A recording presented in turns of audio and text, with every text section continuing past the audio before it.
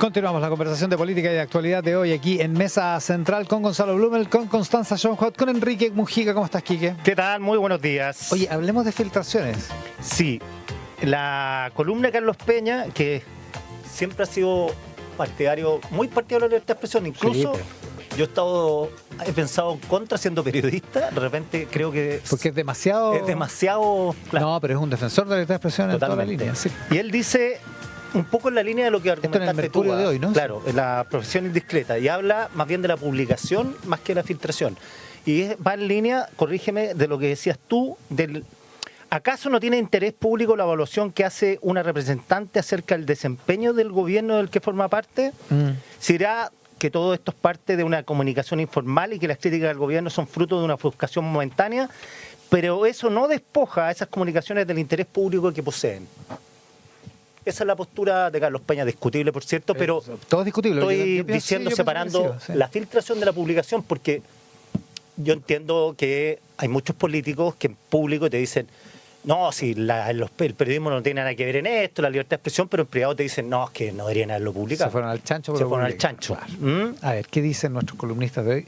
Constanza Schoenhout. Sobre esa afirmación en particular, es que yo creo que todo este tema de las filtraciones abre un montón de discusiones jurídicas, éticas, comunicacionales, del rol de la fiscalía, etcétera. Creo que lo primero, y en eso me imagino hay consenso, no sé si hay un consenso súper transversal, pero me imagino que en esta mesa sí, esta práctica de las filtraciones lo único que contribuye es generar mayor desconfianza en las instituciones, en el sistema penal, en el sistema de justicia, en momentos donde ya sabemos que tenemos una crisis de legitimidad y debiésemos estar todos y todas remando para el mismo lado. Lo segundo, que creo que es parte de la columna de Daniel Matamala del domingo, que me parece bien interesante, es que abre dos preguntas. Una sobre, el derecho a la intimidad, ¿no? En esta nueva época donde con herramientas, digamos, que no teníamos antes para las comunicaciones, que no solo tiene que ver con las redes, WhatsApp también es una red social, ¿no? Y también abre la discusión sobre el límite o la apertura que tiene la legislación para esta especie de pesca milagrosa, como dice Matamala, de obtener tu celular para buscar información sobre determinado delito respecto de los cuales hay indicio, una querella o el inicio de una investigación, para aprovechar de revisar a ver si encontráis algo más.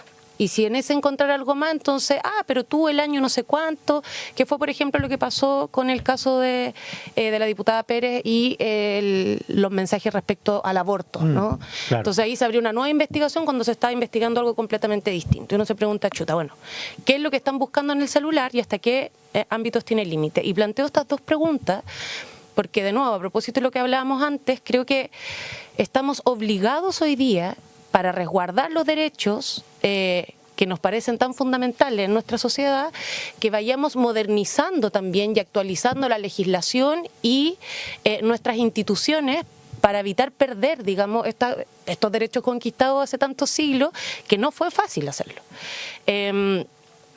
Y por último, quizás sobre el tema de si es de interés público o no.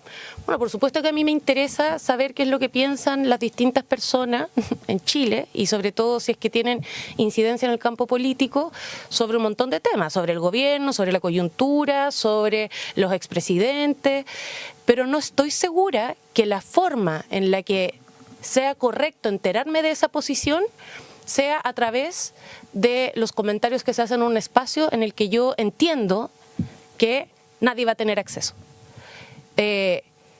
Cuando estamos hablando de esto, de temas de opinión, ¿no? O sea, en términos de delitos son otra cosa. Y creo que eso al final lo podemos discutir un montón acá. Y yo entiendo que no es fácil pensar, ¿cuál es el rol del periodismo en estos casos? ¿Es de interés público? ¿No es de interés público? Podemos tener un montón de opiniones, pero para mí la pregunta central es necesario que nos enfrentemos a esta pregunta respecto de cosas que están previamente constituidas son configurativas de un delito, que es la filtración de información por parte de la Fiscalía? Gonzalo. Son tantos temas que intentaré ser sintético. Uno, estoy muy de acuerdo con Carlos Peña. Son incómodas las filtraciones, pero la prensa tiene un rol fundamental. Se pueden equivocar, pero me parece que el costo que hay que pagar por una garantía fundamental de vivir en una sociedad libre, ¿no? De hecho, las filtraciones en la historia de la política han sido tremendamente importantes para dejar a la vista situaciones gravísimas, desde el Watergate a los papeles del Pentágono y la guerra de Vietnam, Lavallato, las denuncias por financiamiento irregular de la política en Chile, en fin, ha sido un tema que yo creo que... Wikileaks, ¿te acuerdas? Muchísimo, muchísimo. Y esto no es blanco y negro, siempre se van a producir situaciones difíciles, complejas. Dicho eso, me parece que el Ministerio Público tiene un problema estructural de filtraciones y que litiga por la prensa. Y eso ha pasado muchísimas veces, y eso me parece además que es complejo porque además de tener un deber legal de la reserva al Ministerio Público, también hay una simetría importante que se produce cuando se empieza a litigar por la prensa y a filtrar estas cuestiones entre el persecutor penal, digamos, que tiene muchísimo poder para ejercer su poder de persecución penal, y quien tiene que finalmente, que está siendo investigado, que tiene presunción de inocencia y que finalmente esas garantías se ven seriamente afectadas por esta práctica, ¿no? Ahora, a mí lo que me molesta un poco, la verdad, es el doble estándar, porque cuando las filtraciones, hice alusión al tema del financiamiento de la política, 2015, 2016. Buena parte de esos casos se fueron construyendo a través de filtraciones en la prensa, particularmente a portales electrónicos, ¿no? Que publicaban todo tipo de informaciones que iban filtrando desde distintas fuentes, no sé, Ministerio Público, interviniente, en fin. Claro, pero eran filtraciones de la investigación, digamos. De las investigaciones. Y eso también tiene un problema. No es solo la vida privada, porque también las investigaciones, cuando se empiezan a filtrar y se filtran intencionadamente, eso al final responde a una estrategia jurídica de la persecución penal, ¿no? Y en ese momento nadie dijo nada, cuando afectaba a un determinado sector político. Después, en un caso mucho más complejo, me estoy metiendo en los pies de los caballos, en el caso de Hermosilla, se filtraron un montón de cuestiones, y la izquierda hoy día pone el grito en el cielo, no dijo nada, al revés, se subió a esta ola, digamos, y cuando la ola viene de vuelta, acusamos a un fiscal y lo queremos destituir, sin tener pruebas de que el fiscal haya filtrado, el fiscal Cooper en este caso, para que no pueda seguir ejerciendo su rol como persecutor penal. ¿Hay doble estándar, Constanza? Mira, no sé si se puede responder, o sea, puedo responder por todo mi sector, o voy a plantear mi opinión, y creo que como comienza la intervención, Gonzalo, es clave. Hay un poco de grises en estos temas, porque por un lado, como decíamos, o sea, porque aquí lo que se puso más complejo, que abrió el debate más grande, es que no solo se filtró información de la investigación, sino que se filtró otra información respecto de que no todos saben si efectivamente es importante para la investigación. Porque hasta antes de esa filtración... Que es el diálogo, ¿no? Que es el diálogo, ¿no? Porque hasta antes de eso, nada, medio que estábamos todos medio acostumbrados a que, bueno, se filtró de nuevo, y medio que de todos lados se manifiesta un enojo, un malestar, pero creo que es este caso en particular lo que al final todos dijeron, a ver, espera. Y me parece que, bueno, tiene que haber un punto de inflexión en el que no nos concentremos solo, en este caso, porque se trató de un diálogo personal o que no es claro si tiene interés público, sino de lo que hay detrás. Y que es que hay un montón de hoyos por donde se filtra un montón de información desde Fiscalía. Hay un problema. Y hay un problema. Sí. Y quiero plantear, y esta es mi posición acá, y mi problema en eso no es solo respecto, o sea, creo que esta va a ser mi posición ahora, porque efectivamente hay grises y muchas veces las filtraciones han ayudado a sacar a la luz cuestiones dramáticas para la integridad pública, pero creo que necesitamos instituciones persecutoras que sean confiables, porque al final les estamos entregando a la justicia y al Ministerio Público el poder de acceder a todo lo que necesiten de nuestra información para poder esclarecer cosas que pueden ser constitutivas de delito.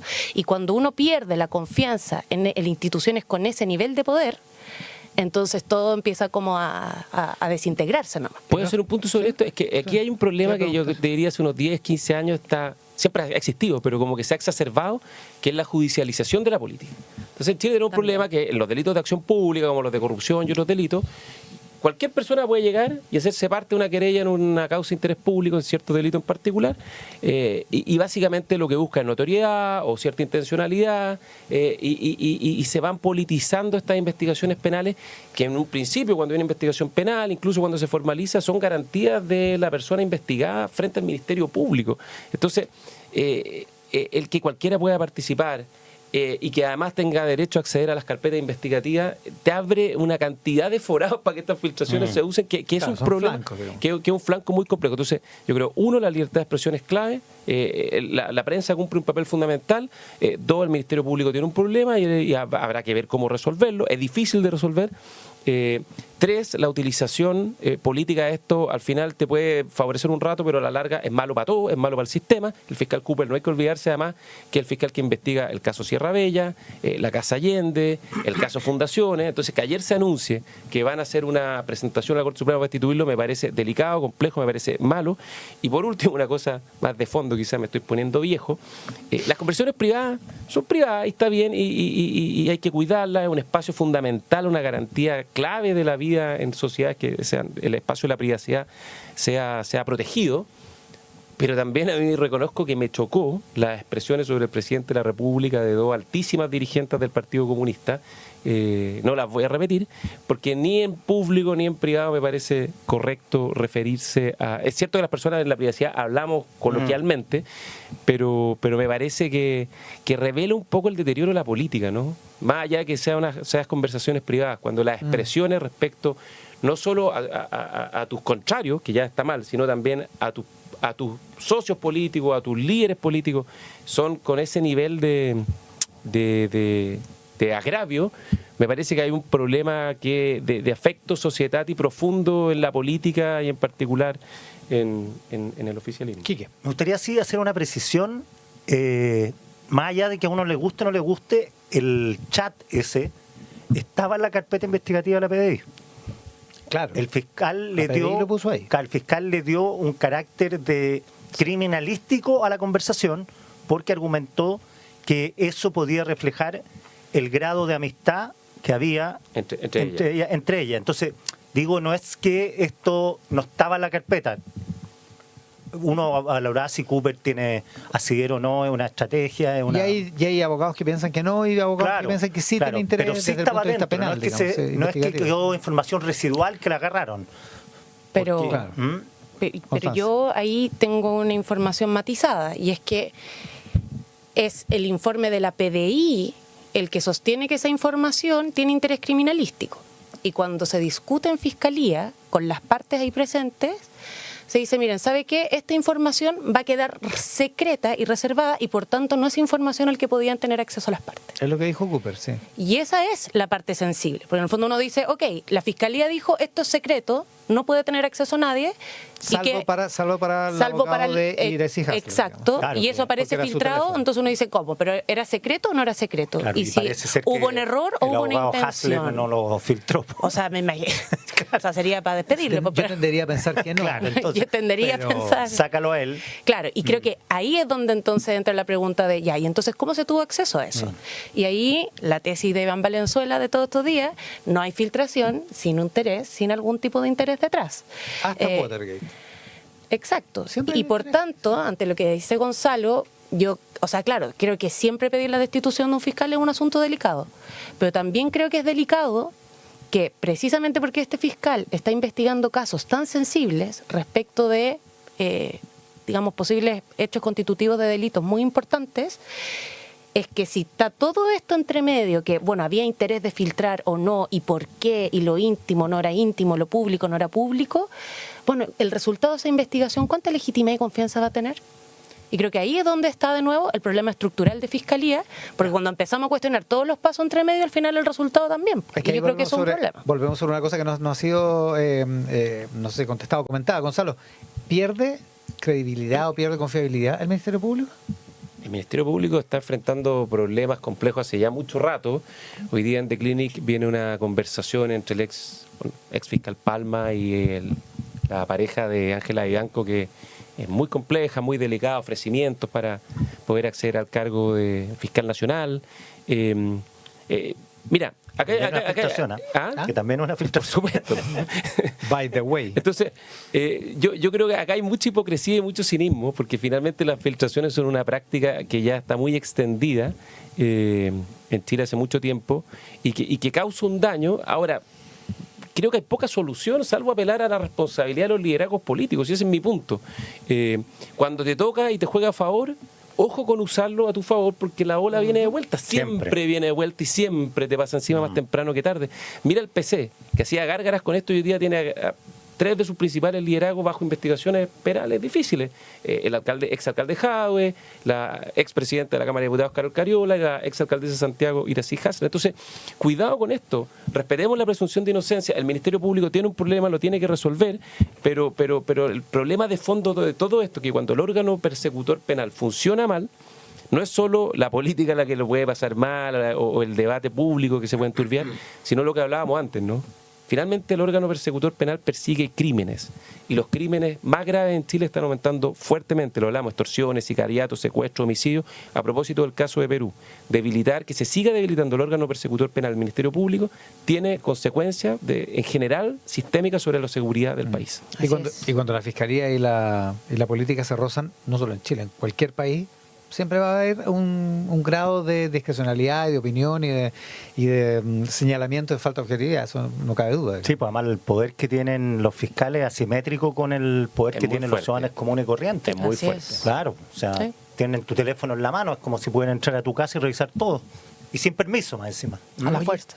Tengo en mi WhatsApp colaborativo tengo una tesis. Que lo hizo la propia defensa de Iracy Hasler para sacar al fiscal. También puede ser. Uno nunca sabe. Ya, recomendaciones para el capítulo de hoy de Mesa Central, conversación de actualidad y política. Tú partiste la joyita, ¿sí? Yo partí la joyita. Gonzalo Blumen, recomendación. Mira, fui a ver la semana pasada la película Bob Dylan, Un Perfecto Desconocido. Me encantó, ahora no sé si por como cheerleader, ¿Te digamos. gusta Bob Dylan? Sí, me gusta mucho. Además que alguien que crecientemente he ido apreciando más, ¿no? O sea, hay artistas que te gustan mucho en una etapa de tu vida, no, esto ha sido cada vez más creciente. Ya. Y la película me encantó, Timothée Chalamet hace un papel extraordinario. Canta. O sea, ustedes pueden bajar en Spotify. Canta él. Sí, el soundtrack de la película. Pareciera que toca la guitarra, por lo menos a mí me gusta tocar guitarra, se ve como que tocara muy bien la guitarra. Canta bastante bien. Inteligencia artificial. Y lo hace estupendo en el papel y es muy entretenida. La película se concentra en el periodo que va desde que llega a Nueva York, 61, 62, por ahí, empieza a cantar en los bares Bob Dylan, y se transforma en un ícono del folk, ¿no? Hasta que saca este famoso disco Highway 61, creo que el año 65, donde se mete con el rock, ¿no? Claro, Le mete hasta que se electrifica. teclado, batería, guitarra eléctrica, y todos los amantes del folk y los políticos dicen, no, esto es un escándalo. Se vendió. Se vendió, claro. Y hasta el Festival de Newport, que es donde actuó por primera vez eléctrico, ¿no? Exactamente. Y además eso yo lo complementé con esta no lo leí, pero lo recomendé porque ayer me leí la introducción del primer capítulo, la biografía de Howard Sounds de Bob Dylan, que es espectacular. Y salió una versión extendida de la biografía del año 2016, un libro precioso. Que la película está basada en esa biografía, ¿o no? No sé si exactamente en esa, pero es una de las biografías más famosas. Está el comentario de Cristian Ramírez y Ascanio Cavallo de página 13 de, no el viernes pasado, sino que el anterior, uno de los capítulos de Howard Sounds de la película, Un Perfecto Desconocido. Ahí está precisamente. Y la película Un Perfecto Desconocido. Oye, Gonzalo Blumen se tiene que ir a las 9:30, así que tengo que hacer una clase. Ya, que te vaya bien. Justo, ¿no? Constanza Schoenholt, recomendación. Mi recomendación, quiero recomendar Día Cero, una serie de Netflix protagonizada por Robert De Niro. Miniserie, así que muy entretenida.